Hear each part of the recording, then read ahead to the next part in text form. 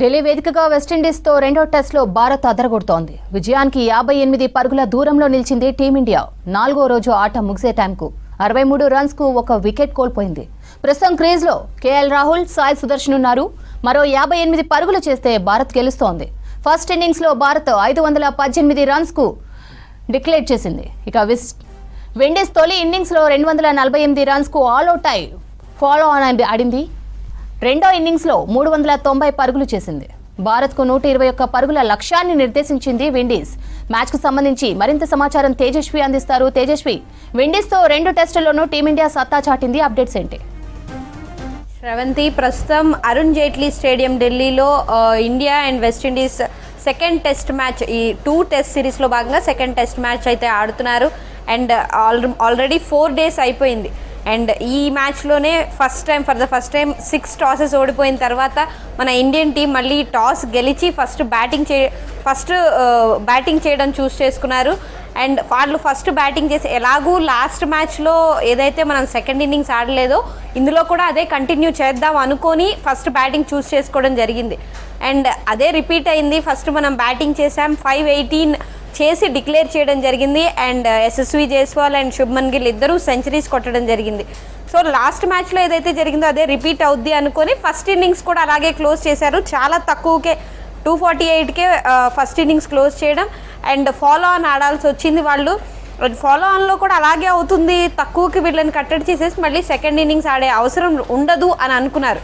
కానీ సెకండ్ ఇన్నింగ్స్లో చాలా స్ట్రాంగ్ కంబ్యాక్ చేసింది వెస్టిండీస్ టీం అనే చెప్పాలి.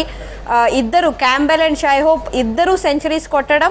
సో ఇలాంటి ఒక కంబ్యాక్ ఇండియన్ టీం మేజర్గా ఎక్స్పెక్ట్ చేయలేదు. అండ్ ఎక్కడో యంగ్ కెప్టెన్ శుభ్మన్ గిల్ కెప్టెన్సీలో చిన్న ఫ్లాస్ కనిపించాయి. సో అందువల్లే 390 వరకు స్కోర్ వెళ్ళిపోయింది సెకండ్ ఇన్నింగ్స్లో. అండ్ మనం ఆడాల్సి వచ్చింది. అండ్ 120 వరకు లీడ్ వెళ్ళిపోయింది. అంటే ఎక్కడో చిన్న మిస్టేక్స్ ఉన్నాయి. సో ఫర్దర్గా అవైతే చేంజ్ చేసుకోవాల్సిన అవసరం ఉంది. అండ్ ఇండియన్ టీం మళ్ళీ సెకండ్ ఇన్నింగ్స్ ఆడాల్సిన అవసరం వచ్చింది. లాస్ట్ టెస్ట్ మ్యాచ్ ఏదైతే ఉందో అది కేవలం 3 డేస్కే క్లోజ్ అయిపోయింది. కానీ ఈ మ్యాచ్ మాత్రం 5 డేస్కి వెళ్ళింది. అండ్ దానికి కేవలం కారణం అంటే వెస్టిండీస్ టీం మెంబర్స్ అనే చెప్పాలి. వాళ్ళ ఓపెనర్ స్ట్రాంగ్ అయినప్పటికీ వాళ్ళ మిడిల్ ఆర్డర్ ఎవరైతే ఉన్నారో కొలాప్స్ అవుతూ వచ్చారు. అండ్ మనకు కూడా ఫస్ట్ ఇన్నింగ్స్లో యశస్వి జైస్వాల్ సెంచరీ కొట్టిన తర్వాత ఈ సెకండ్ ఇన్నింగ్స్లో మాత్రం పెద్దగా పర్ఫామ్ చేయలేకపోయాడు. కేవలం 8 రన్స్కే తను వెనుదిరగడం జరిగింది. అండ్ ప్రస్తుతం కేఎల్ రాహుల్ అండ్ సాయి సుదర్శన్కి ఇది చాలా మంచి ఆపర్చునిటీ. తను లాస్ట్ మ్యాచ్లో కూడా అంత బాగా పర్ఫామ్ చేయలేదు. తన ఆపర్చునిటీ వచ్చినప్పుడు చాలా మ్యాచెస్లో పర్ఫామ్ చేయలేదు. అండ్ ఫస్ట్ ఇన్నింగ్స్లో మాత్రం 83 స్కోర్ చేశాడు. సెంచరీ మిస్ చేసుకున్నాడు, తన ఫస్ట్ టెస్ట్ సెంచరీ. సో ఈరోజు రేపు ఏదైతే మ్యాచ్ ఆడబోతున్నారో ఇంకా 58 రన్స్ ఆడాల్సి ఉంది. కాబట్టి ఇద్దరు హాఫ్ సెంచరీస్ చేసి సాయి సుదర్శన్ ఈ మ్యాచ్లో అంటే 2 ఇన్నింగ్స్లో హాఫ్ సెంచరీ చేసిన క్రెడిట్ అయితే తెచ్చుకునే ఛాన్స్ ఉంది. సో రేపైతే మ్యాచ్ అయిపోయింది. ఇండియా గెలిచే ఛాన్సెస్ చాలా ఎక్కువ ఉన్నాయి. గెలిచేస్తారు, ఎందుకంటే 90 ఓవర్స్ ఉన్నాయి. అండ్ మనకు వెనకాల చాలా మంచి మిడిల్ ఆర్డర్ కూడా చాలా స్ట్రాంగ్ ఉంది. కాబట్టి ఎంత మనం స్ట్రాంగ్ ఉన్నామో అంత ఈజీగా గెలిచేస్తున్నాం.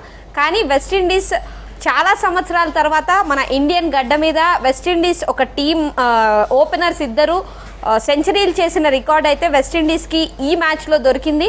అండ్ వెస్టిండీస్ ఇంకా స్ట్రాంగ్ అవ్వడానికైతే వాళ్ళకి మంచి హోప్ దొరికింది. నెక్స్ట్ మ్యాచెస్లో ఇండియా మాత్రం క్లీన్ స్వీప్ చేసి ఈ ట్రోఫీని అయితే గెలిచేసుకునే అవకాశాలు 100% ఉన్నాయనే చెప్పాలి శ్రవంతి.